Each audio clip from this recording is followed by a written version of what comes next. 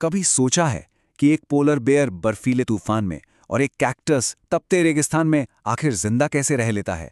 असल में उनके पास ना एक सीक्रेट प्लेबुक होती है और आज हम उसी प्लेबुक के पन्ने पलटने वाले हैं।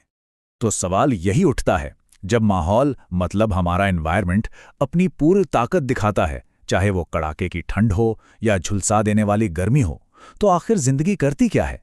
चलिए समझते हैं इन कमाल की रणनीतियों को। तो देखिए, हम सबसे पहले उस चैलेंज को समझेंगे जिसका सामना ये जीव करते हैं।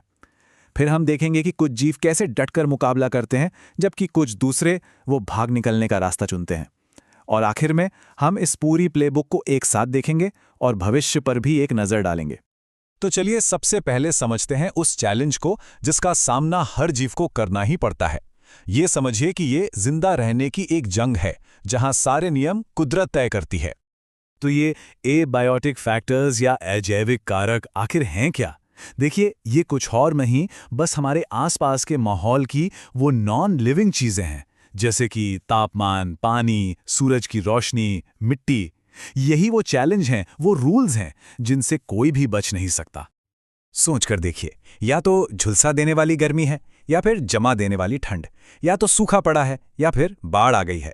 यहाँ तक कि मिट्टी में नमक ज्यादा है या एसिड, जिसे हम पीएच कहते हैं। ये सारी चीजें मिलकर जीवों के लिए एक तरह का स्ट्रेस पैदा करती हैं। तो सवाल ये है कि जीव इस स्ट्रेस से निपटते कैसे हैं? पहली दो स्ट्रैटेजीज हैं डटे रहने की। ये एक तरह का अंदरूनी खेल है, रेगुलेट करना या फिर कन्फर्म करना। तो पहली स्ट्रैटेजी है रेगुलेट करना। इसका सीधा सा मतलब है अपने अंदरूनी सिस्टम को हमेशा एक जैसा बनाए रखना, उसे कंट्रोल में रखना। मतलब बाहर चाहे बर्फ गिर रही हो या तेज धूप निकली हो, शरीर के अंदर का माहौल एकदम कांस्टेंट रहता है, स्थिर। इसको ऐसे समझिए, रेगुलेटर्स एक ऐसे घर की तरह हैं जिसमें हीटर और एसी दोनों लगे हैं।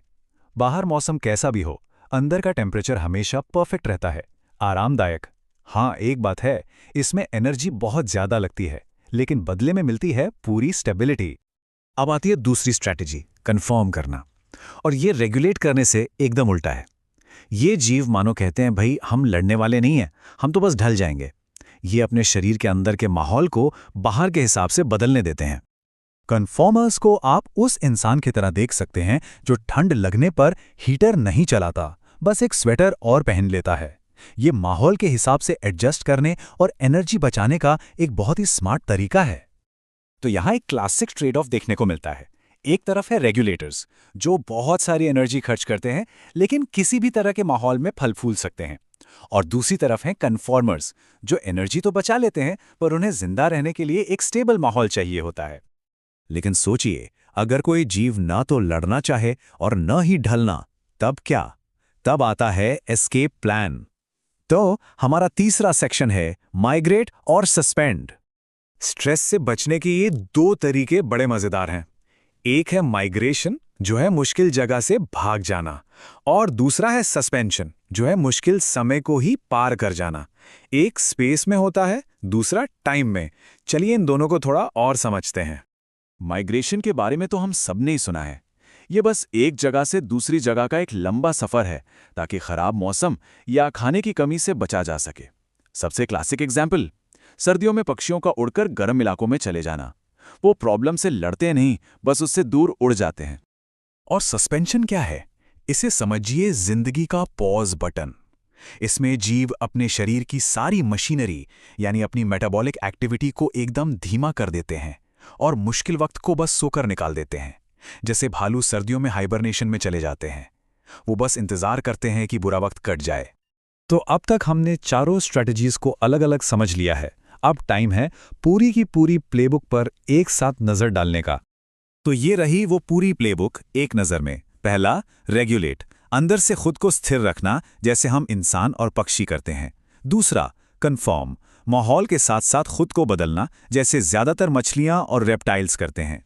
तीसरा, माइग्रेट, बेहतर जगह पर चले जाना, जैसे मोनाक बटरफ्लाइज करती हैं। और चौथा, सस्पेंड, एक तरह से सो जाना, जैसे भालू या फिर बीज करते हैं।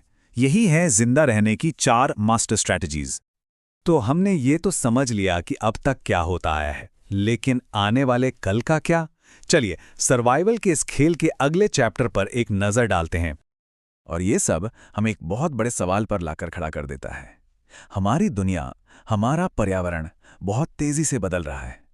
तो ऐसे में इन चारों में से कौन सी स्ट्रैटेजी भविष्य में सबसे ज्यादा काम आएगी? जीत किसकी होगी?